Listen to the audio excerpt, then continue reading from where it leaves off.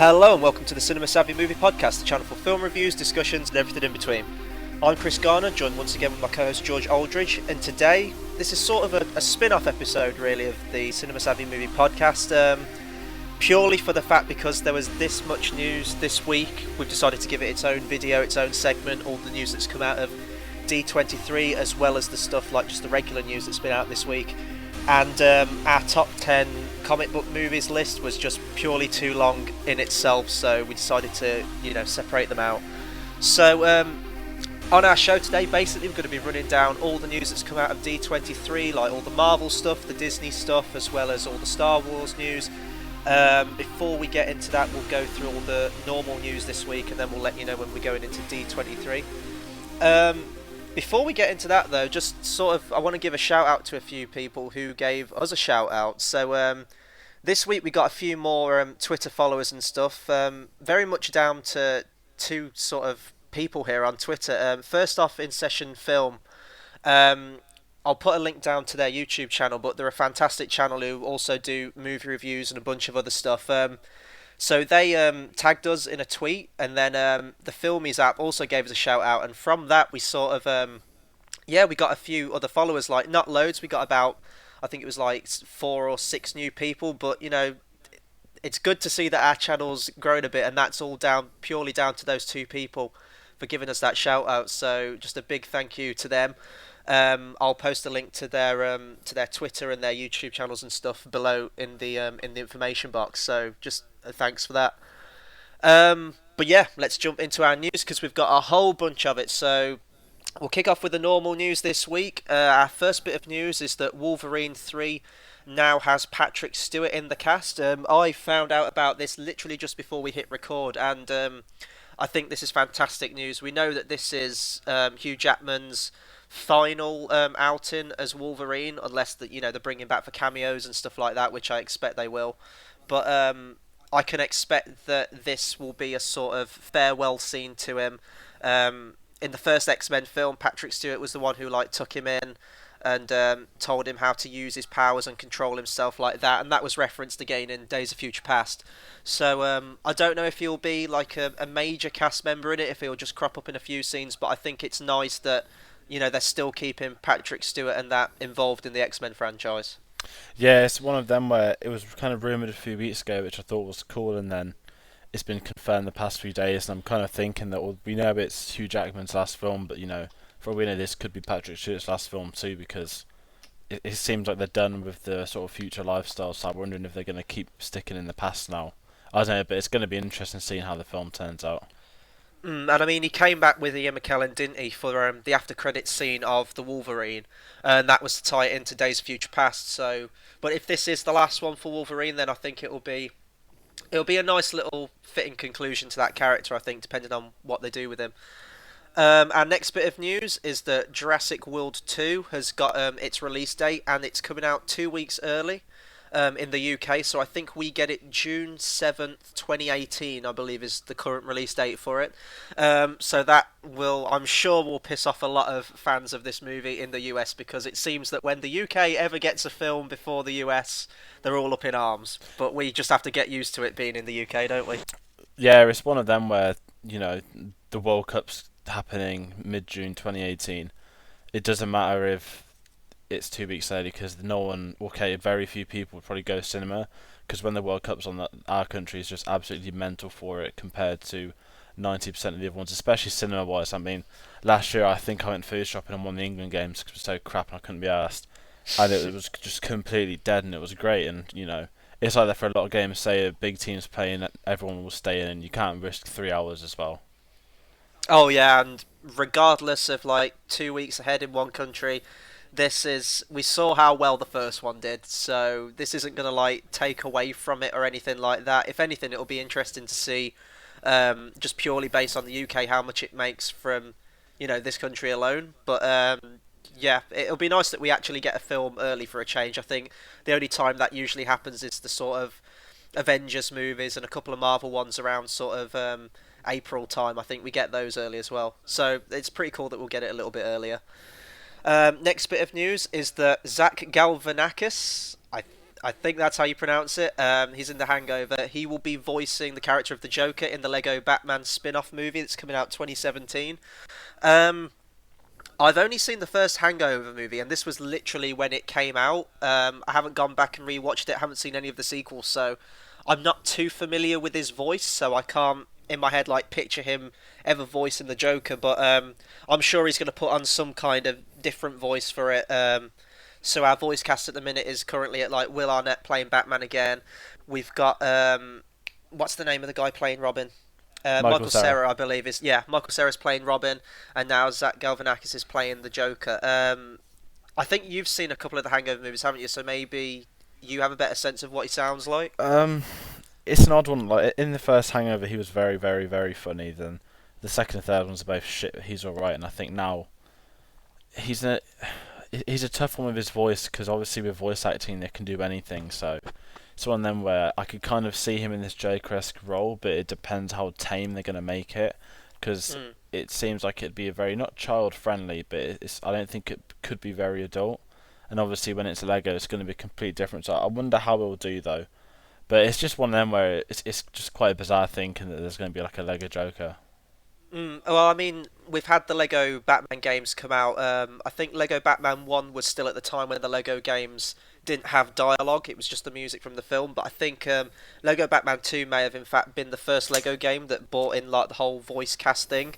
And the guy whoever they got to voice the Joker in that game and Lego Batman 3 as well was brilliant. So if you can sort of bring a level of that quality to the voice, it's definitely going to be more toned down because it's a kids movie. But the Lego movie as well was very much a kids film, but it did have like adult elements. But they obviously can't go like full Heath Ledger Joker with this movie. It'll very much be in keeping with Will Arnett's incarnation of Batman. But how this movie's sounding, I think this is shaping up to be one of my favourite films of 2017, especially considering that they might be bringing back every single Batman there's ever been in this one movie. So I'm definitely looking forward to it.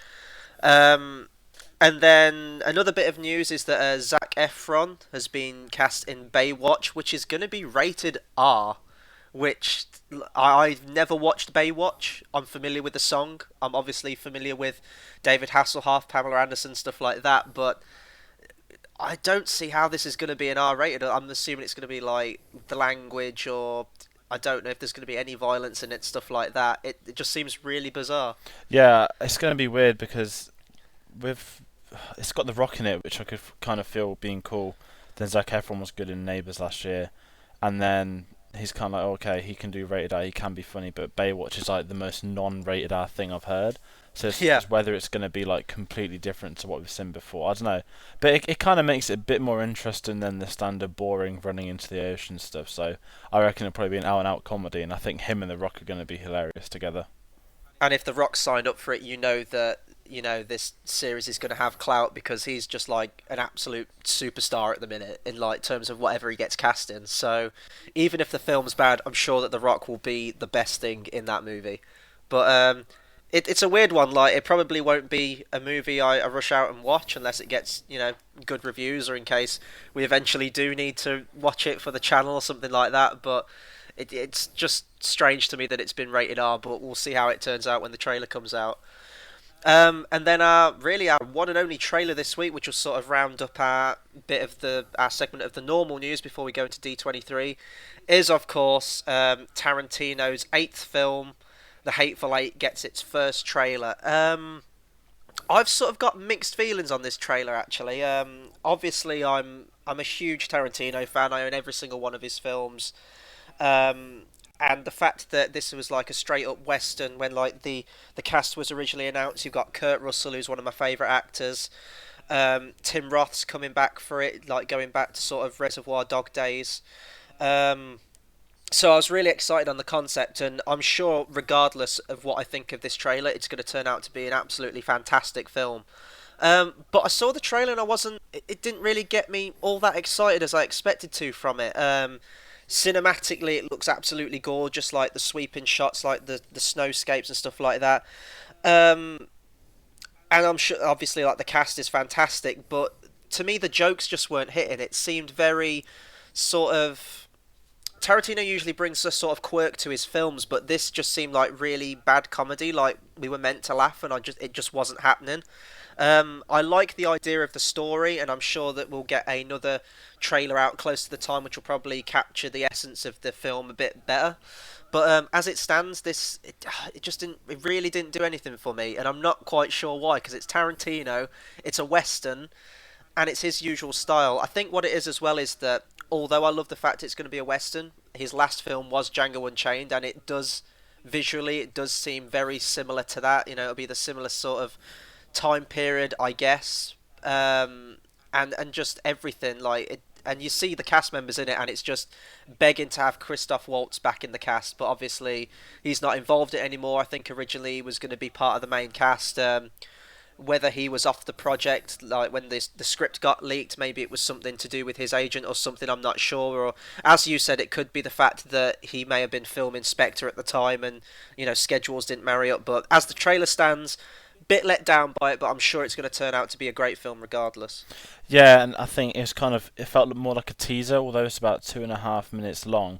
You kind of get a very brief introduction to the characters and what's going down, and to me, but I was really hyped for this trailer, and it kind of just felt like Reservoir Dogs mixed with Django Unchained.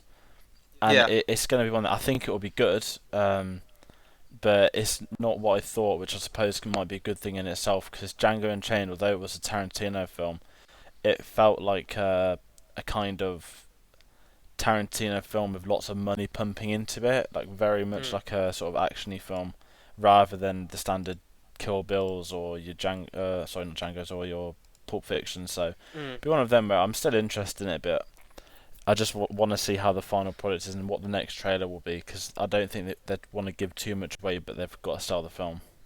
And when you said like a while back that I think you said this is the first Tarantino movie that's going to have an original soundtrack and not use all previously used music and stuff like that.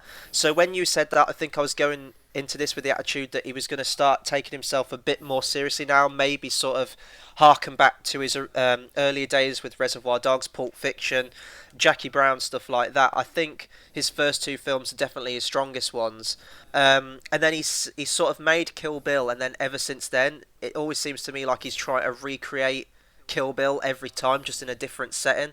It seems to have got more zany and more crazy than his initial couple of films were, and maybe I was thinking that this was going to be more of a sort of serious western, but you watch that and it is sort of very much played for laughs. But to me it was just like a factor that the comedy wasn't hitting, and I don't think, although the dialogue was good, it didn't seem as sort of tight or as on point as Tarantino's dialogue usually is. But as I say, like, I'm going to see this movie like opening day in January regardless. It's going to be fantastic because it's a Tarantino movie, obviously, but and we'll get another trailer, I'm sure, and then I'll be hyped for it then. But as it stands, this trailer just didn't do all that much for me, really. But yeah, now we're going to get on to the main nitty gritty of this sort of spin-off episode of our podcast, D23, and we knew we were going to get a lot of news, but oh boy, there is a whole lot of news. Some of the news segments we won't be able to go into too much detail. Unfortunately, both of us obviously weren't at D23, so we can't comment on the actual news firsthand, just sort of what we've heard from like initial reviews and reports and stuff like that. But when we get to the Star Wars section, I'm sure we can talk for a long time on that. But we'll kick off with the main bit of D23, so all the Marvel and Disney news to start off with. So apparently we got our first Marvel Captain America Civil War trailer. Now I haven't really read any reports of what happens in this trailer. I don't know how well it went over with audiences and stuff like that. You were telling me a little bit about it before we started recording, that it starts off with Ant-Man, and he sort of sees Captain America for the first time and he's geeking out a bit like that. But past that, I didn't really hear anything else of what goes on this trailer, if you want to go into a bit more detail with it. Yeah, well, obviously we didn't see it, and it's not going to get leaked because Disney have got good security, but it seems like they kind of show a few clips, quips, that sort of stuff. So I'm just reading here that there's one of Black Panther in costume, which has also been set pictures of. It cuts to Martin Freeman's mysterious character, goes to Thunderbolt Ross, who was an Incredible Hulk, and I think, what were they saying? He does a speech or something, kind of promoting the Civil War that's going to happen. Mm. and he said something. This is it: the world owes you an unpayable debt. While a great many people see you as a hero, there are some who prefer the word vigilante. People are afraid. This job, we try to save as many as we can. Sometimes that doesn't mean everybody. So that's Mm. clearly a conversation type piece, but it's one of them where, although it had lots of teasers, I don't think it gave away too much of the plot, and it just seemed like bits and pieces put together. So I think there was an Iron Man quote that a lot of people were talking about, something to do with hitting someone in the face, and it just means one of them where it got a very good reaction. They all liked it, um, but obviously we'll probably get that footage in a few months. I'm assuming, definitely with the Star Wars trailer, maybe before if we're lucky. And really, this film, I think I've said it before. I think may have said this when we did our Avengers Age of Ultron review. This is basically going to be Avengers 2.5, really, wrapped up in a Captain America film. The extent of how many cast members they've got on board, both old and new, and just sort of the stakes, really. I mean, this could in itself be its own Avengers film, I think, in terms of the plot and what's happening. Um, but I've said this before as well. My one concern is that how good Captain America Winter Soldier was, and how much just purely that was a Captain America movie. I want this to still be inherently a Captain America movie, but I don't know how well they're going to be able to pull that off because purely down to the sheer size of the cast they've got. The story they've got to tell, they've got to introduce all new heroes and stuff like that, like Black Panther. It's kind of weird that we haven't got his standalone movie first, which is sort of in keeping with Marvel's usual trend. This seems very much like a DC thing to do now. What they're doing, like they're just throwing characters into it. But I have faith in the Russo brothers. They did us proud with Winter Soldier. We talked about that movie in our top 10 comic book movies of all time. So I think it's in safe hands. As well, I think another problem that I just have with this is that say what you want about Avengers Age of Ultron, like I know a lot of people liked it. I know a lot of people sort of disliked it or didn't like it as much as the previous one. But I don't think that accurately set up the events of Civil War as much as it could have done. Um, in our review for that, we talked about that we wished it had ended on a slightly more darker note. Maybe Captain America was trying to save some civilians, and then Iron Man accidentally got them killed, or something like that. So we had an initial setup going in. But basically, this film, it's going to be what, 2 hours, 2 hours 20 minutes, perhaps. It's got to set up the whole confrontation, and then there's going to be some kind of fight. Apparently, we've got is it Crossbones is the name of it? He's going to be in it as well. He's going to be the villain. So it seems like it's going to have to try and balance loads, and I hope it pays off. But at the minute, I'm a little skeptical that it's sort of going to buckle under its own weight a bit, really. Yeah, I think they've got a plan. I know it's going to be a lot of them. I've got a feeling that the kind of first third is going to be Captain America, and then everyone else will come into it. And I still Mm, think that although it's Civil War, I think Hydra and Baron Zemo is going to be the key villain at the end of it. So I'm mm, looking forward to it. But it's a harder risk. If anything, it's harder than Avengers 2 because this Civil War storyline is arguably more famous than the Ultron ones, and it's a lot mm. harder to pull off, especially when Age of Ultron hasn't got the money they expected, but also hasn't got the sort of fan reaction they wanted. So I think a lot comes down to this, especially as the opening film of Phase 3. Oh yeah, and it's weird that I think loads of other people did as well. I thought this would be sort of the next big plot arc to take place after the whole Thanos thing's paid off with Avengers 3.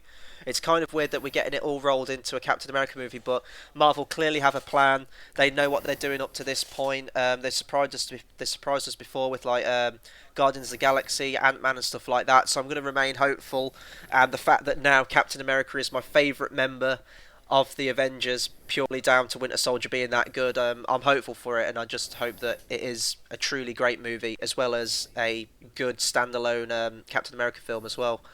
And then that sort of brings us on to our next bit of news regarding Marvel as well. They've said that the Doctor Strange movie, which comes out, I believe that comes out next year in November, the same year as Civil War, it will be an origin story for the character, which I kind of expected, really. He's not a completely well-known Marvel character in terms of general public. I know he's sort of a beloved character to most of the hardcore comic book fan base, stuff like that. But I know pretty much, well, I know absolutely nothing about the character of Doctor Strange. I'm going to be honest. I know he's the whole cosmic side of the Marvel universe. I'm familiar with his appearance, but I don't know any of his villains. I don't know his origin. I don't know anyone else he works with or anything like that. So I think an origin story for this character is definitely merited. When they get to the eventual Spider-Man movie, obviously you won't particularly need an origin for that character. We've seen it done like twice already. Everyone knows it. But Doctor Strange, I think we need one. Yeah, with Doctor Strange, it's a character that everyone that is, I mean, I don't know a lot, but a lot of people that read it love it. And it's one of them where to do the origin right, not put him in a film early, he's probably going to get name drops in the credit scene, but it's a risk to have him done too early. No one knows what'll happen, so give him the film which he's getting, then he can be introduced for the future Avenger films, which he's going to be very important in compared to the Infinity War comic book. So I'm looking forward to it. I like the fact they're keeping with the original origin because it'd be really stupid to change it for no reason. And I don't know much about the origin, as I said, so I don't know if he comes from a slightly comedic background, but the fact that Marvel's now signed up Benedict Cumberbatch to play that character, it'll be really interesting to see how he plays it. Like, we know he can play a villain, we know he can play a sort of mysterious character, which I guess is what you need for a Doctor Strange character, but I want to see him try and bring something different to the origin. But again, as I say, like I have no idea what the origin is, so maybe he is always mystical and sort of strange. So, well, obviously it goes with the namesake, but it'll be interesting to see how he plays it. Yeah, definitely. And I think moving on from Doctor Strange, we can kind of cut to a few of the live action films now that aren't Marvel. The first one is they announced Pirates 5 finished filming the other day, and then they kind of came out and said Orlando Bloom's in it. And I was a bit like, if they've kept that quiet for the whole of filming, why do they need to announce it now for? Mm. And it's one of them where I just didn't really get the point of them saying it. I guess it's just to create a bit more of a storm around the film. I guess like we knew that Johnny Depp was coming back. I believe they said that Jeffrey Rush is coming back for it as well. I think this is just sort of to tide us over until it comes out because there's not going to be that much news really surrounding it. My thoughts on him coming back. I never liked the character of Will Turner or Elizabeth Swann in the first three. Never cared for them. I thought Orlando Bloom was an absolute wet blanket in that role. I'm not sure if that's down to his acting or the script or the direction or whatever. I think Orlando Bloom's good in The Lord of the Rings, but I haven't really seen anything else besides that where he's really stood out to me. But with Pirates of the Caribbean 4, which is my least favourite one of all of them so far, he did sort of have a noticeable absence in that film, I think. And to me, the fourth one feels a lot smaller scale than the other ones. It almost, there's times in it where it feels like a sort of direct-to-TV movie. Really did not care for that fourth one, and I think a lot of people didn't as well. So it's nice to see that they're bringing some of the original cast back, and it might try and capture some of that magic from the first few. And I guess if you're sort of going in with like the overall plot of it, like when he becomes captain of the Flying Dutchman at the end, he returns to land at the end of that in the after credits scene. So that's like 10 years after. And I think when this comes out, 2017, this will be exactly 10 years since At World's End came out, which makes me feel incredibly old. But I think it works, and it depends what they do with the character. We know that Elizabeth Swann isn't coming back, Keira Knightley, so maybe he'll be more tolerable in it. Maybe he'll just be sort of like a badass pirate character, and we'll sort of do away with that whole forced-in love story thing, which I really didn't care for in the other ones. Yeah, because I loved the fact that I weren't big on him in the love story, but I liked the fact that he ended up as the captain of the Flying Dutchman, the cool things like that.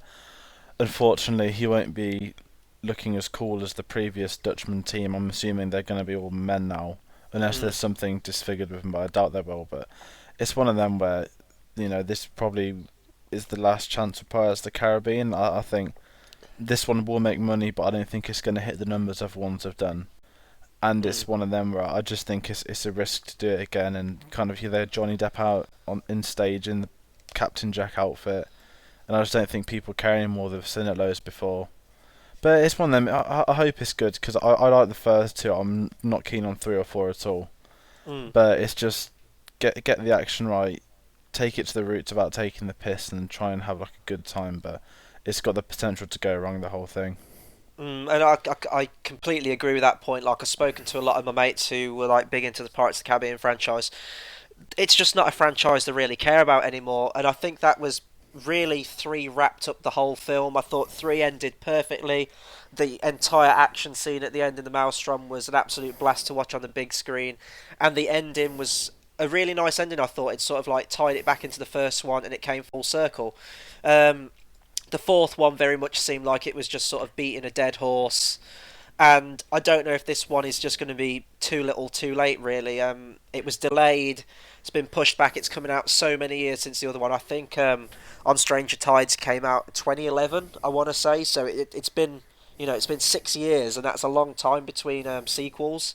But we'll see. I mean, if it still has an audience, they're going to bring Johnny Depp back, and we're going to get a Pirates of the Caribbean 6 and probably a 7 as well.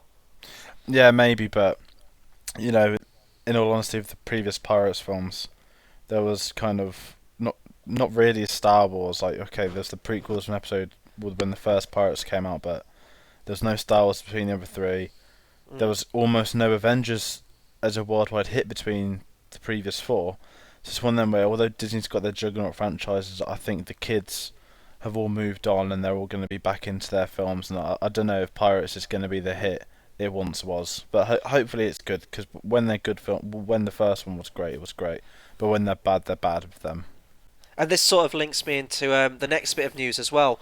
It's sort of audiences' attitudes to Johnny Depp at the minute. I know he's got what's it called? The one where he's in Black Mass. That's the one. That looks fantastic, and Johnny Depp. We've seen the trailers and stuff for that. He looks absolutely unrecognisable in that role. He's completely disappeared into that character, and I think that's kind of what he needs. He needs a string of those kind of movies where he's not doing the whole usual Johnny Deppisms, like the whole kooky characters that he sort of started with his career in his like career rejuvenation with the first Pirates of the Caribbean films, and then obviously he had the whole string of Tim Burton ones. And I think himself was trying to break away from that, so it seems weird that he's going back to Pirates. I know it's a beloved character, I know it's a beloved franchise, but like I thought he'd want to try something different, and that ties me in with this news as well. The posters have been released for the sequel to 2010's Tim Burton Alice in Wonderland. This one's Alice in Wonderland Through the Looking Glass, which is obviously the name of the sequel book as well. It's sort of, there's one of Alice and there's one of the Hatter, and they're sort of walking across stepping stones, and they look like pocket watches and sort of like the cogs and stuff from that. It does look very much like typical Alice in Wonderland style. Tim Burton isn't directing this sequel, but with the first one, I spoke to you off air about this one. When I was a kid, I was a huge Tim Burton fan. I had all his films on video. I absolutely loved the style, the whole sort of macabre, dark, twisted versions of stuff. I absolutely loved it. And even as a kid, I was really big into Alice in Wonderland, the book and the Disney version and the live action version as well. And I kept saying, if there's one director that could direct this film and we could have like a new twisted vision of it, it would be Tim Burton. And then obviously jump ahead years later, Tim Burton's confirmed as the director. I thought, perfect, like he's going to make this like American McGee's Alice. If anyone listening to this has ever played that game or seen anything, really haunting dark horror version of Alice in Wonderland really. And I thought that's what we'd be getting. And the film really didn't turn out that way. I went to see it in 3D when it came out, and it's probably one of the worst films I've ever had to sit through in the cinema. I hated it beginning to end. So I'm really not all that fussed about the sequel, especially because it's a sequel to that movie. I almost wish it was sort of like a reboot of the series, like a new director sort of seeing what he can do with Alice in Wonderland. I do think it's going to be very different in style with Tim Burton not directing it, so maybe I'll enjoy this one a bit more. But you still bring in Johnny Depp back as the Hatter, so he's still going to be pretty much the same as he was in that first one. It's the same cast, so I don't know. I'm really not fussed about the film itself, but I think if we're just looking at this purely from the poster side of it, they are very simple, but I think they're effective, and it does sort of show the tone and the visual style that Alice in Wonderland's famous for. Yeah, I mean, I've never really been big on it, and I didn't like the 2010 one. But I mean, the Mm, director James Bobbin, he's done a lot of kind of comedies like the new Muppet films. So it's mm. one of them. It's got the potential to be good, but I just dislike the first one so much. And they've somehow kept most of the cast. I give them credit for that, whether they were tied into deals. But I didn't even know that there was an actual sequel to the book, which this is based off. Mm. So that's how little I know about these films. But if it's going to be good, it'll be good. But it's not a film I'm going to go and rush and see at the cinema or anything. I'll probably just wait till it comes out on DVD or something. Yeah, I mean, I'll probably do the same unless it gets like good reviews and stuff like that. I believe that Sacha Baron Cohen's been cast in it, hasn't he? So it might be interesting to see what character he plays in it and stuff like that. But I'll wait till a trailer. But I can't see it, especially with Disney still behind it. I can't see them changing the style up all that most. And it's really weird with that 2010 one as well. Like every single person I talk to hates that movie as much as me. Yet it made an absolute killing at the box office. So I don't know why it got that many multiple viewings and stuff like that. It just it weirds me out that it got that much money. But moving on to other Disney news, one I'm really looking forward to. We got our first look at the poster for Disney's live action version of The Jungle Book, and I believe some footage was shown as well at D23. Obviously, we haven't seen that footage; it hasn't been leaked or anything like that. But you were telling me earlier that it got a standing ovation. Yeah, I mean, it's a film that I'm looking forward to a lot. Originally, it was meant to come out this year. They delayed it because obviously they need more time. Mm, And then they kind of released this picture or the poster, which looks awesome. mm, And it looks cartoonish the poster, but in the right way that it's clearly a human boy, but the environment just looks so awesome. And then after the poster, there was kind of the footage that got shown, and apparently up and Baloo, it finishes with Baloo doing bare necessities, and obviously it's Bill Murray. But yeah. then they showed a lot of the other animals apparently, so they got to see the CG on them, and obviously their voices. So you got Lupita Nyong'o, Ben Kingsley, Idris Elba, Christopher Walken, and Scarlett Johansson. And it seemed like one of them. I don't know if it was a trailer or if it was just showing stuff, but apparently the cast hadn't seen any of it until they showed it. And then Jon Favreau was talking, saying after Chef, which is a film that I really liked from last year, he Mm. couldn't think. He liked doing small films, but he says he was missing the big ones. So it's kind of nice that he's done this. He clearly wanted to do it, but then he also said that the way he's designed the whole film is so that the environment and the animals fit in with the human part of it, Mm. and the fact they got a standing ovation is like a great scene for it. And again, I guarantee we'll have a trailer for this with Star Wars because there's a lot of Disney films coming out in the next 2 years of live action, and I think Star Wars is kind of the kickstarting of all that. And if it's going to get a standing ovation and the crowd could easily boo, then it must be good. And the fact it got a better reaction than the Civil War trailer sums it all up.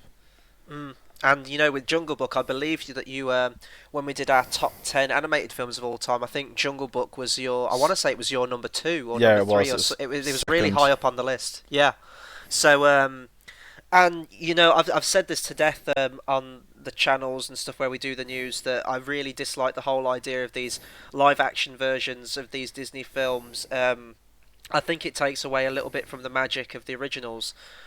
This is sort of one of the exceptions I have, purely from the fact that I'm really interested to see how it looks on camera. The princess ones that they've done so far, they've always been very samey and visual style, and we've seen it in other things like Enchanted before, so it's nothing new. Whereas this, like where the technology is now, I'm really, really interested to see how they make the animals look and stuff like that. I hope they don't look really grotesque and stuff like that and look really creepy and CGI version. But the cast they've got behind it, I mean, you've got Bill fucking Murray as Baloo, and as far as I'm concerned, like I'm buying a ticket for this movie purely based on that alone. Not just that, but you've got all the other cast members you just mentioned and Christopher Goddamn Walken as King Louie. Like I cannot wait for that scene. He's a dancer himself. I don't know whether this was a whole motion capture thing or if they just got the actors in the recording booth to do this, and then they got other motion capture actors to do it afterwards. I'm assuming that's what it is, but the one thing that's concerning me, and I was saying this before, I won't go into too much detail, but like the whole Andy Serkis one, Jungle Book Origins, which is coming out the following year, I think, from this one, that's going to be more following in line with the book of Jungle Book, which is a lot darker, it's a lot more depressing, it's a lot more bleaker than the Disney version. Both are versions that I'm really looking forward to, but I'm just concerned that the public is going to think it's a sequel or a prequel or something like that to the Disney one that came out the year before, and I hope it doesn't sort of do worse than that, because I really want to see Andy Serkis do well in his directorial career. But if I'm just looking at the poster for this one, it's awesome. Like, I couldn't ask for more from a Jungle Book poster. It's simple, but it's effective. We get a look at Bagheera. Bagheera's in the tree, sort of looking down at Mowgli. Mowgli's looking up at him, and you sort of get a sense of the jungle and the scale of it, and just the visual style of it. And I'm really digging the look of this movie, and I'm really looking forward to seeing a trailer and see. I expected they'd use the music in it, but I know that with like Maleficent and Cinderella, they didn't have any of the songs in it. But if they're using the classic soundtrack, then I'm definitely excited for this one. Yeah, I think it's going to be a great one. I don't think they're going to milk it. I think Jon Favreau knows what he's doing. He's clearly liked it Disney, clearly likes working with them, so I think we're going to get a good blend of stuff from the original and then obviously this new interpretation of it, but I still think we'll get a fair few amount of the songs, especially if they're sticking to the roots of that and Beauty and the Beast. Oh yeah, and then we got some more posters. This is moving to the Pixar side of things now. We got our teaser posters for Finding Dory, Cars 3, and The Incredibles 2. All of them really, really simple posters. In fact, it's pretty much just like a background, like just one colour with just the title on the thing. But it's nice to see that. It's nice to see a bit of something like a visual that shows that these things are happening. We got a bit more on Finding Dory though. We saw some footage from that, I believe, or some stills from it. We've seen a look at a new character that's going to be in that film with the character of an octopus, and then a bit of a plot detail if you want to go into a bit more detail with the whole Pixar stuff. Yeah, what they did, they kind of did the new posters, then on the night they announced a lot of the new actors for the Finding Dory film. They've announced Diane Keaton, Eugene Levy, who everyone knows is the dad in American Pie, Ed O'Neill, Ty Burrell from Modern Family, and Caitlin Olsen, and then what is two of them are playing the parents of Dory. Someone's going to be an octopus that's got 7 legs. They're calling the Pixarest character ever. Ty Burrell is going to be playing a whale, and there's going to be a second whale who thinks she's a shark or something weird like that. And apparently she'll be meeting one of the characters, Dory, and tricking it, whatever, to go help her on her journey. I don't really know what the complete thing was. They didn't unveil it all, but it was just a lot of the announcements. There was almost nothing on Cars 3 or Incredibles 2. We got a little 1-2 liner about Toy Story 4, which is more interesting than Finding Dory stuff, I think. Yeah, I'm going to get into this. I posted this up on our Facebook and Twitter. The director, John Lasseter, basically gave us a little hint as to what the plot's going to be for Toy Story 4. It's going to be a romantic comedy film between Woody and Bo Peep. Now, if any fans of Toy Story are listening to this, they'll know that Bo Peep did not feature in Toy Story 3. She was sort of written out of it, and we never really knew her fate, but we just got the sense that she'd been sold many years ago, and the toys were still really upset about it, and it was really heartbreaking when you watch that movie, because that played into the whole theme of loss, and that Andy was growing up and he was throwing away toys that he didn't want anymore. So the fact that they're bringing back Bo Peep really sort of annoys me. I'm really against the idea of a Toy Story 4 anyway. I think a lot of people are really. 3 ended so perfectly. In fact, it was probably one of the best endings to a trilogy out of any film ever. And it just seems like this seems like it would make a good Pixar short. Like they did a couple of Toy Story related shorts that came out after, and I'm completely fine with those because they're not theatrical released, and that's fine.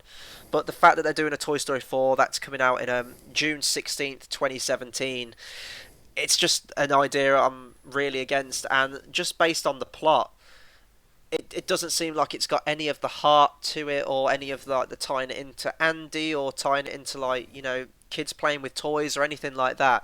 It's very much just going to be a sort of fun adventure with the toys again, which I guess is fine, but after Toy Story 3, I just want so much more from it, and I think I would rather see Pixar make original content like Inside Out, because that film was fantastic, and you look at Pixar's slate following The Good Dinosaur, and it's just another slew of sequels again, and I really like Pixar when they bring us something original.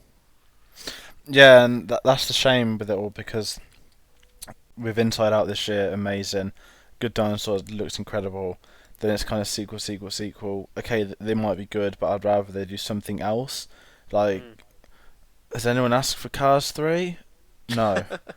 Toy Story 4, it's a tough one because I've kind of looked back, and when they've done these short films, they've been doing like 1 or 2 a year. They've been really good.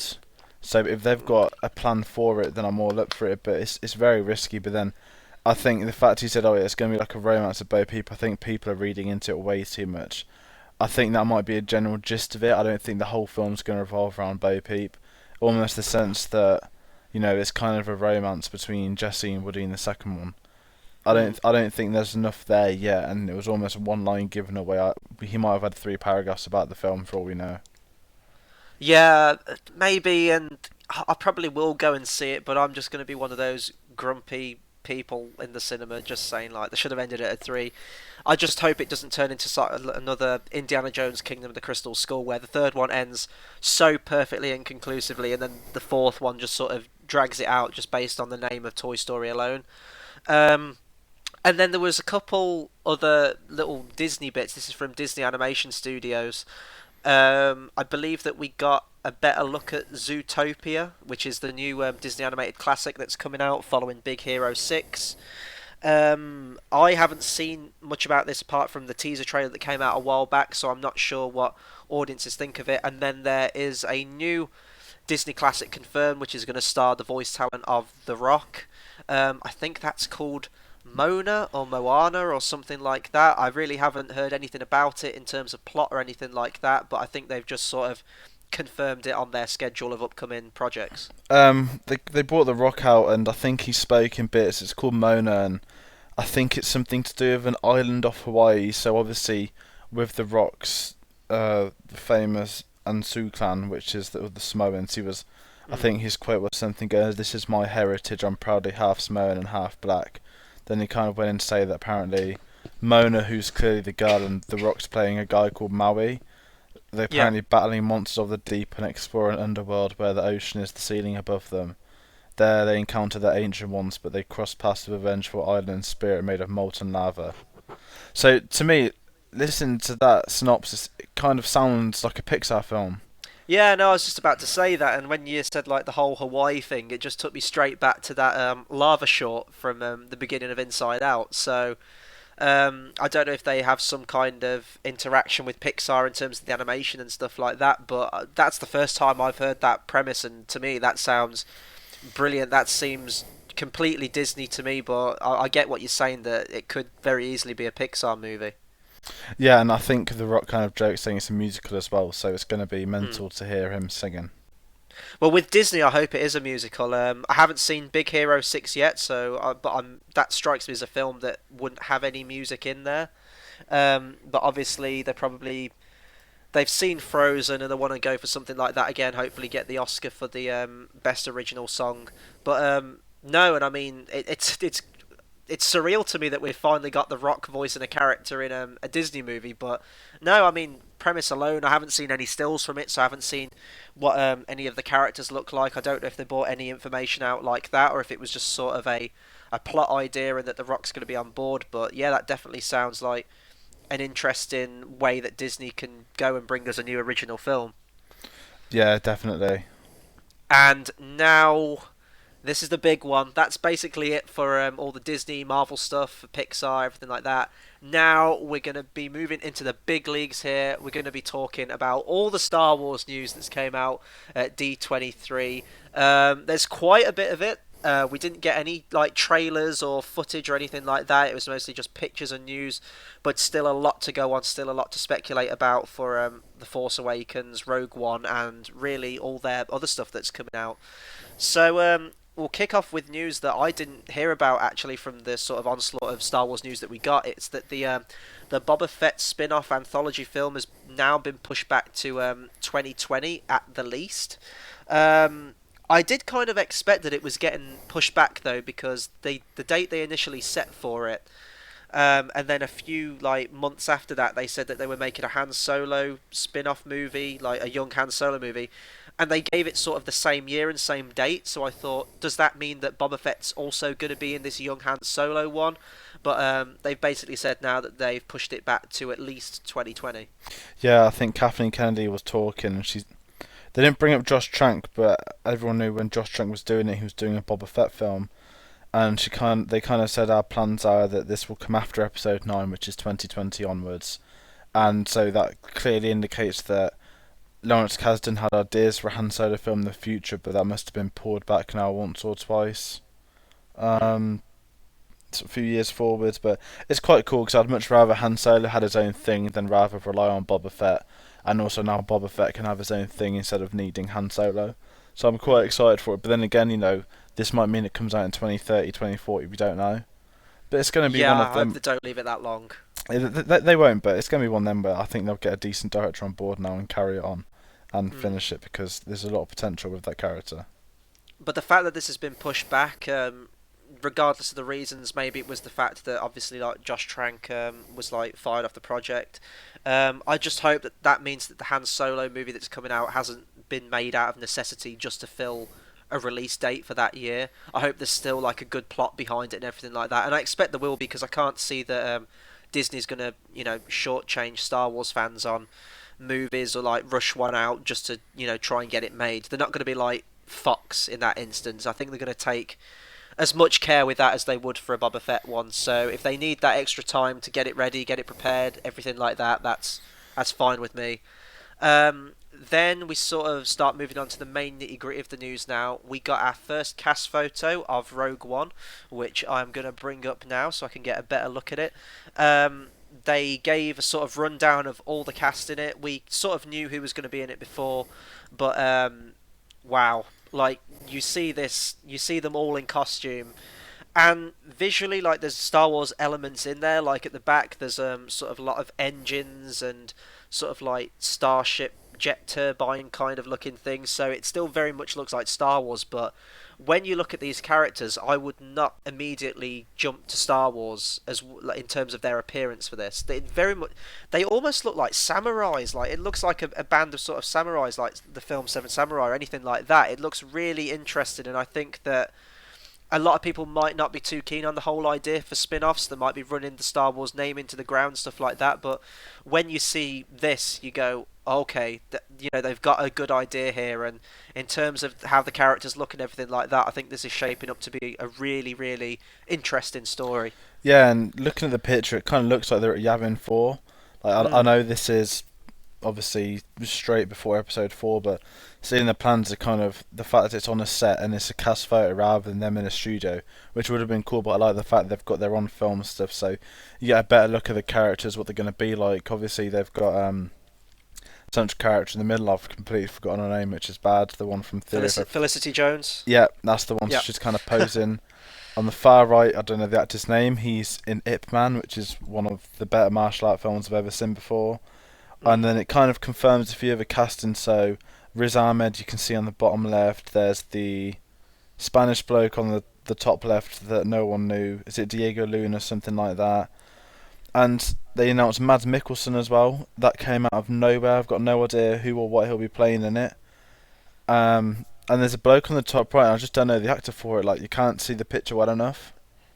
Yeah, no. I've no idea who that is, but we know that also in the cast, probably the biggest name it has, well, besides Mads Mikkelsen now, I didn't realise he had been officially cast in it, but if he has, that's fantastic. Forrest Whitaker's going to be in the movie as well. He's not on this picture, so he might not be playing one of the main band of rebels if these are indeed our main sort of core cast. But it'll be interesting to see what role he plays. And Mads Mikkelsen now been cast. Mads Mikkelsen's a fantastic actor. He's chilling every time he's on screen. So I can only imagine that he's going to be playing a sort of villain character.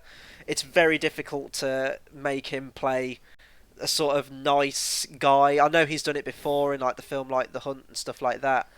But come on, he's got to be a villain. And if he is, like, if they can get him into the Star Wars franchise, that's fantastic. But the character that's really sort of jumping out to me on this that I'm really interested to see play out in the movie is the guy on the bottom right. I can't really tell, but if you look at his eyes, it almost looks like he's blind. He's sort of got like blank white eyes, so he looks like he's going to be some kind of badass. I don't know if he's going to be like a ninja, but he's holding that staff, so it looks like he can, throw down in a fight. And I think just from like a casting perspective, and like casting like other races and stuff like that, it's a really, really positive move on Star Wars. You look at the original trilogy, it's very much a predominantly white cast, so it's nice to see that obviously we've got our female lead, and they're really pushing for more female characters in Star Wars, and now we're jumping to other races as well. So I think that's definitely a positive move on Disney's front for the Star Wars franchise.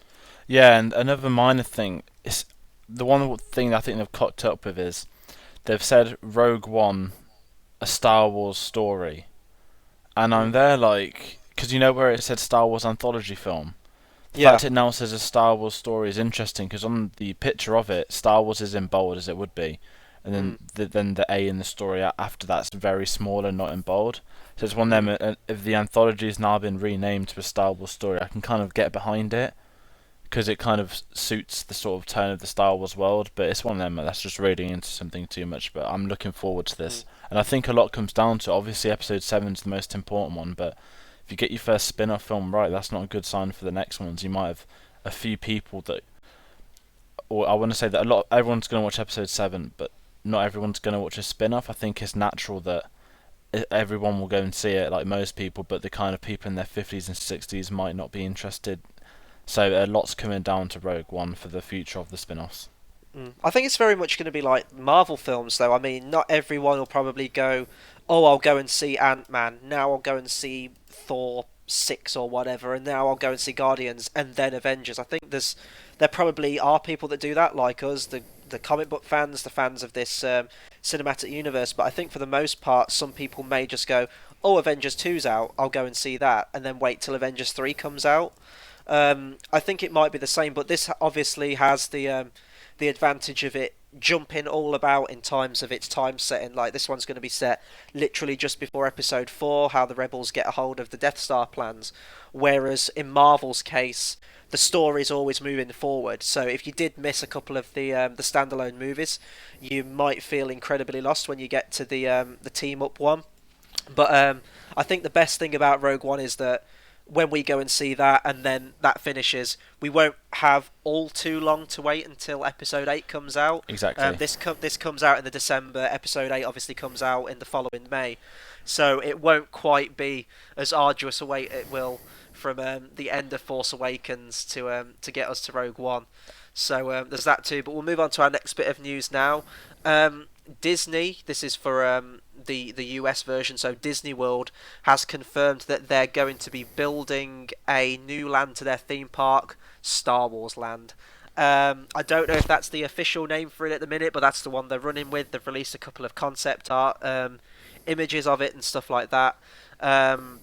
This is going to take years to build, I expect, so we won't probably see this anytime soon, but I love the idea of this. Now, I never thought I would, because for me, when it comes to like Disney World, whenever I see anything Marvel or Star Wars related in like the Disney store, I just sort of like go into, old man syndrome mode again, and I go, that's not proper Disney. Like Marvel's its own thing, Star Wars is its own thing. Yes, it's owned by Disney, but it's not proper Disney. But I just love the idea that we're going to get like a whole theme park, you know, being surrounded by Star Wars, and I'm quite surprised that it's never actually happened before. Like for all the times that George Lucas has tried to milk the Star Wars name and try and get every last drop of money he can out of us, I'm shocked that like a Star Wars theme park's never been built before. I know there's the Star Tours ride at Disneyland, which has always been there, so it's kind of strange that even back then, Lucasfilm had some involvement with Disney. You had the Indiana Jones ride as well, but I can picture this land in my mind now, like the finished version, and this is just a place I want to like move and stay there for the rest of my life. Yeah, I think with this, I knew this was going to happen years ago. You kind of expected Disney buying Star Wars. We're going to get a Star Wars world. I've said it to everyone. Bob Iger hinted at it last year. He says we're working on it. We'll have to wait till a few more of the newer films are out. Then obviously, what happened on Saturday is the whole cast left the stage with Force Awakens, and Bob Iger came out, and everyone's like, "Oh shit, something important's going to be said." I thought it'd be Indiana Jones 5, and then it was Yeah. actually this, and I was so happy because what they've done, they've bought 14 acres of land right next to Disney World, which apparently has cost a bomb. There's been people saying that apparently Disney have been trying to buy land off them for years and stuff. They've got the 14 acres. They've obviously got their concept. Every single person that works there will be dressed up as a Star Wars character, costume, or something important. There will be no name tags. It is literally going to be Star Wars. And I think, reading into it all with George Lucas, I mean, he originally wanted Star Wars to be a Disney film. He never really wanted Fox, just Disney turned him down. He Mm. was more than happy to have Star Tours, more than happy to give him Star Wars weekends. Disney was the only company he wanted to sell Star Wars to, so I'm assuming that he knew this would happen. And I think Disney did too. I mean, I think with theme parks, they're so expensive to run and to build. I don't think as a film company, Lucasfilm could afford it. They need the help of a company like Disney. And it's Mm. one of them where it's going to work in its favour and it's going to be incredible when it opens. The whole no name tags thing though is a bit it's a bit strange for me. Like I can see them having problems with security in terms of that side. Like I mean, could I go dressed up in full Boba Fett gear and just sort of hang around and pretend I work there? Like I think obviously they're gonna have queues and stuff and like security at the gates and stuff like that. But it's a bit strange. But if they are going that for that full immersive experience, I think that's great. And I mean, we could speculate for hours, days on what's actually going to be in the park, but you know, there's going to be like cafes that are all decked out, like the cantina from the original Star Wars or Dexter's Diner, stuff like that. So it's really interesting that's happening. I mean, 14 acres, like wow, the stuff that they're going to be able to do with this land and the rides as well. I can't wait to go here. I mean, that's going to be a worthy trip to Disney World when that's eventually built. But I mean, it's probably going to be years off yet until that's fully constructed. Yeah, I'll just say, Oh, God, sorry. I reckon it'll be about 5, 6 years because they've built the land, but they've probably got to knock all this shit down and build on top of it. So it's going to be ages and ages away, but it's still going to be awesome though. And they announced a Millennium Falcon ride where you'll be able to pilot it. It's a kind of combination of a simulator and a ride in itself, so that's even more awesome. Well, just like really quickly before we move on to the next bit of news, it's difficult thinking of rides that aren't based on sort of the what you just said, like a screen in front of you and the vehicle sort of moves you around, pretty much like how Star Tours is already. I'm sure they'll come up with like other concepts and stuff, but in terms of like it being a space thing, I can't see them breaking away from that mold, like virtual reality kind of thing. But I'm sure they've got like other ideas and stuff like that. Oh yeah, I mean, I could picture one right now. Like you could have a pod race, a roller coaster, and you could just like fly across. And there's a lot of potential. And I think Bob Iger's probably got absolutely everything mapped out on Mm. obviously with the concept arts, but he'll have all the restaurants, the stuff, and it'll be incredible when it happens. But we'll have to keep waiting. Yeah, we probably won't get this until like episode 9, and then that brings us on to our next bit of news. Actually, they've confirmed who's going to direct episode 9. Colin Trevorrow will be directing episode 9. Obviously, he directed Jurassic World. Sorry. It makes sense from a business standpoint. Jurassic World's now the third highest grossing movie of all time. He's sort of showed that he can take a movie like it's not a reboot, it's a sequel, but it's a sequel to a property that happened way back when, and he's like rejuvenated it, brought it to a modern audience. So I think Disney's sort of took note of that and can see him like having potential with a Star Wars property. I've said this before. I didn't particularly like Jurassic World as a film. I thought it had a lot of script problems, and I didn't believe the characters and the whole effects and everything like that. But I'm assuming that the studio's going to have some kind of control over him and sort of rein him back a little bit. But in terms of like pure talent, like working on a project as big as Jurassic World was and sort of making it work, and it clearly resonated with everyone else from how much it made. And working with actors of that caliber, working around effects and everything like that, I think Disney know that they're on to a good director here. And I think since like the whole debacle that happened with Josh Trank and the spin-off movie, I think now Disney are so aware of who they're going to be bringing on to do these projects, and especially giving him not a spin-off movie but an actual part, like episode of the saga. I think they know exactly, they trust in Colin Trevorrow, and I hope he proves himself well and he does bring us an absolute fantastic cap off to this new trilogy. Yeah, and I think when they announced it, there was rumours a few weeks ago, but I kind of looked past it. I thought, there's always rumours of the directors, and then we'll get into later, but with the EW magazine, they're talking with Rian Johnson, and he's got complete creative freedom. That's what Lucasfilm are giving them. They're kind of watching in the background, but they're not stepping in. None of the sort of Fox stuff. Obviously, if they say, "Can we kill this bloke?" then obviously they have to ask him. But it seems to me that J.J. Abrams is still an executive producer, so he'll be kind of probably reading the script with them, offering advice. But it's fair play to him. I mean, he's box office wise, he's proved himself. I like Jurassic World. I know there's a few issues with it, but I think there was still a lot of sort of bored watching with Jurassic Park. I know the Universal, they're not like Fox, but if you listen to some of the original ideas that Universal wanted to do, and how Colin Trevorrow got around most of it, that's fair play. But if he's given his own creative control, then I think he knows what to do, and it's going to be interesting. I mean, I like the fact they're reverting to the originals, and they've got sort of the first film being directed by the guy that will watch the rest of the trilogy. The second film will have a director, Rian Johnson. Looper's a great film, very dark at times. There's like Empire Strikes Back tone. Then you look at Colin Trevorrow, although he's only done 2 films. You're going to sense the third one will be the big one, the finale, all of it. So it's a nice touch, but we'll wait down the line. First, we've got to see what episode 7 is, but I'm pretty sure that Disney have mapped out their trilogy plans, and then they could tell the directors to fill in the blanks. So it's going to be good for him, and especially with a young director, if he gets a hit out of that, he's sorted for life. And I think it's worth, before we move on to the next bit of news, I'll just say this like last point. I think it is worth bringing on a new director each time. We've seen it with trilogies before, where the director can sort of get burnt out creatively with the films that they're making, and it's not like you could say this about like maybe Sam Raimi with the Spider-Man movies, or perhaps Nolan with the Batman series. When they get to the third one, they're sort of like burnt out from it. But with Star Wars, I mean, you've got to create something completely new. At least with like a comic book movie, you've got like however many years of history from the comics you can reach back to.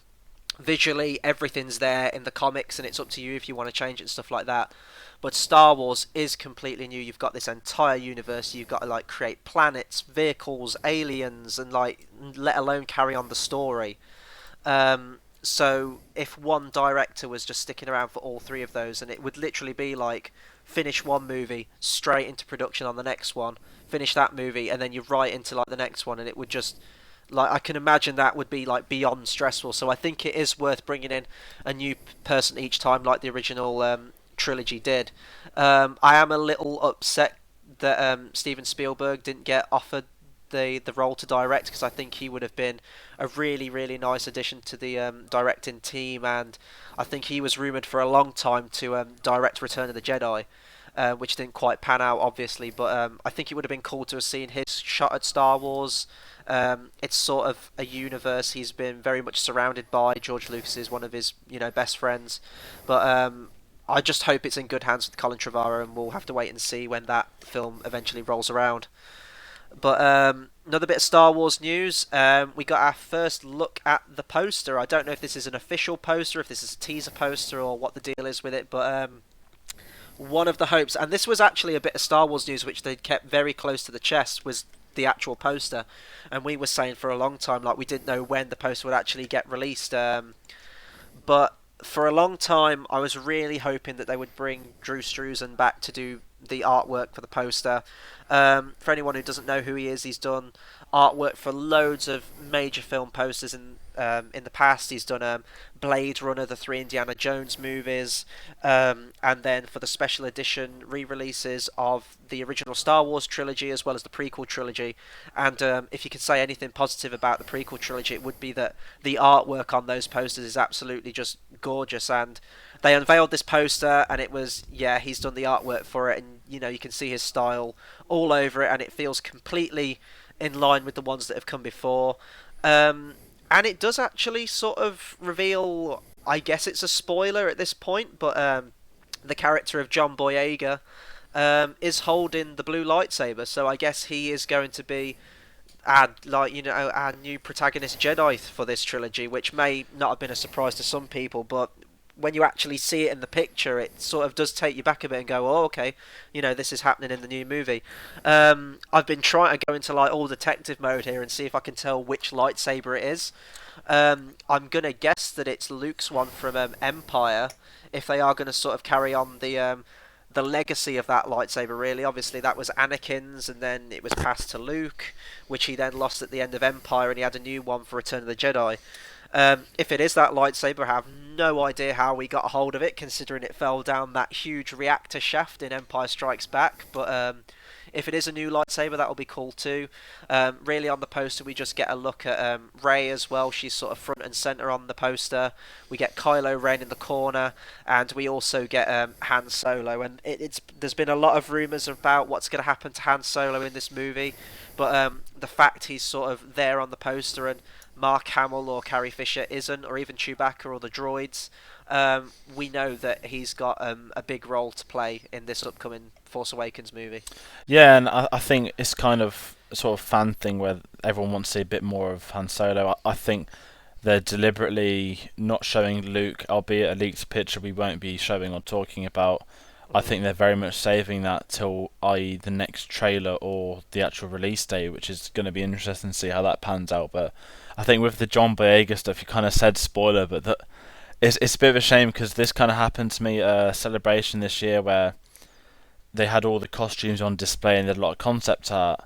And on the concept art for Finn's suit, you can see he's got the lightsaber on the whole time.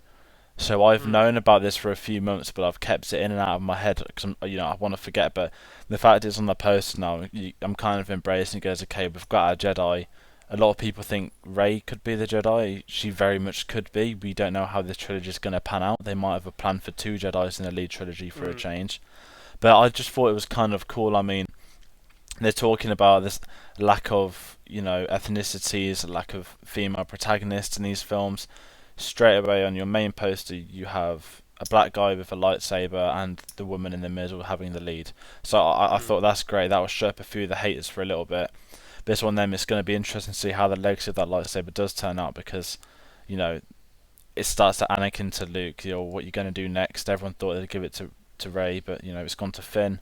And it's going to be interesting to see how it pans out. I'm excited, but I think it's a great poster. What it is, it's an official poster, but it was only given out at D23 to people. So whether or not Drew Struzan's done a few more of them, I hope he has done. I think that'll probably be the one that they start advertising for the next few months. But leading up to the release, I guarantee there'll be a few more because I think some of his talent, they're not going to ask him to do one poster. I think they'll probably be getting him to do 2 or 3.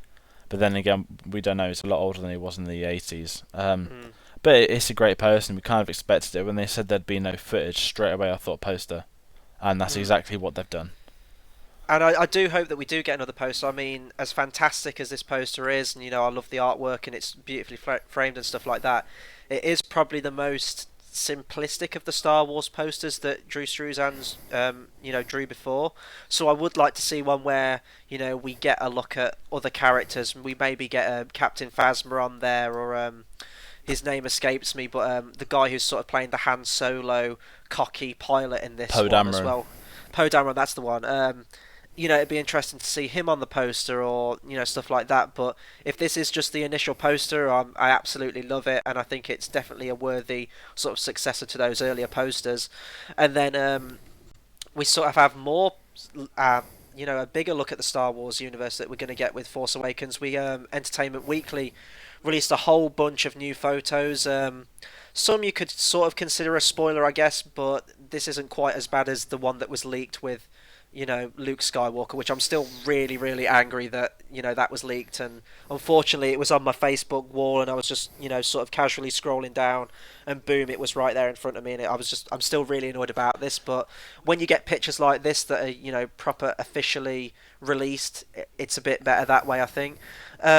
Really, it's nothing we haven't really seen before. We get a sort of a front and centre shot of Kylo Ren, looks like an absolute badass. We get another shot of Rey and John Boyega running towards the camera away from stormtroopers. We sort of see probably the start of that when we saw trailer 2. We get a sense of that.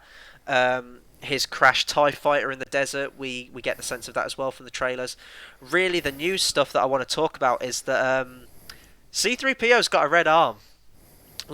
So we know that in the time between, Return of the Jedi and this one, he's clearly had his arm blown off, or they've been on a mission before and he's got damaged and they've sort of had to replace his arm. To me, it just looks wrong, and I know why it looks wrong, because I've always been used to seeing C-3PO in one solid colour, so it's a bit strange, and I don't quite get why the Rebels can't afford just another gold arm for him. I think probably the case behind this is that they want to sell different toys, and they want the Force Awakens appearances for the characters to be different to what we've seen before. Like, they could release Force Awakens C-3PO, and if it's all gold, we've seen that before, everyone will have a toy like that who collects Star Wars toys. So they're changing it up a little bit. And the other thing is, I think the name of it was released, but it escapes me now. It's this little creature with a spear riding this huge desert walker thing. It looks like an alien, but it looks like it's got some kind of armor on. It's got a helmet on, and it looks like Rey is either capturing BB-8 or she's letting him go from this scavenger. We'll have to wait until the final film, obviously, but I mean, these pictures are just absolutely gorgeous. There's also one of J.J. Abrams on set with Rey, and we see what looks like to be a leg of an AT-AT, which, if anyone's been following the initial concept art pictures that were released way back when, like before they even started filming or before they were going into production, sort of is in line with that idea. And but my favourite one, without a doubt, and I'm sure will be my favourite character of this new film, Captain Phasma. I think the appearance and everything, just how that picture's framed, shot, the light and everything, definitely going to be a villain to watch in this movie, I think. Yeah, and I think with all these pictures, the first thing I want to say is that Disney have been a genius at marketing this so far, because I'm looking at all 14 on the grid now, and about a month ago there was leaked, not merchandise, but some companies got a drinks agreement, and I'd already seen C-3PO and R2-D2 with the red arm together. Everyone's kind of like, oh, what the hell? So the fact that Disney's released that, which I think a lot of people knew about, they've released the Harrison Ford Chewie still from the trailer, everyone's seen it. The Poe Dameron walking away from the X-Wing and J.J. Abrams and Rey, they were both shown at Celebration.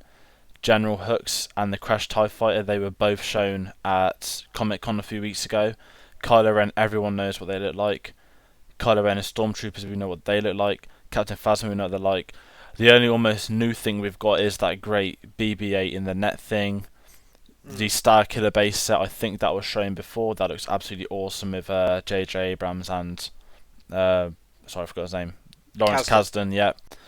And it's just geniusly done. I mean, there's a lot of information coming out from this magazine, and I've read bits and bobs of it, but I'm trying to keep away from it. I've got it on import from America because it looks beautiful. I'm going to frame it. And I think they've just done very well to market this, because now everyone's seen these new pictures. They haven't seen it before. They're kind of like, oh, that looks awesome. But to a lot of people, there's no spoilers again. And what's just been announced this morning was the Empire magazine, which I've always said they're the best at photo shoots for any film. They sent a tweet out saying our next issue's out on August 27th, and Empire's phrased in the Star Wars words in space, so we also know now that we're going to get at least 10 more pictures and probably the best front cover of the year in the next week, which is going to be incredible. So it's one of them where, again, Disney win of marketing, and also this is all leading up to Force Friday. And I want to quickly say as well, with the C3PO Red Arm, you talk about they're doing it to milk the merchandising, but it's one of them people are going to buy it anyway. I think Star Wars is a franchise. If you can sell toys of Yak Face, then people will buy C3PO again. I don't even think they care anymore. It's just cool, and I want to see how he gets it because it's going to be a big talking point going into it, you know. And also, he's now about 70 years old, so it's one of them. That's true. And he's built from scrap metal from an 8-year-old boy. Oh! You had to end it on a prequel notion. Oh god, but as well, this isn't like movie news related or anything like that. I'm just sort of.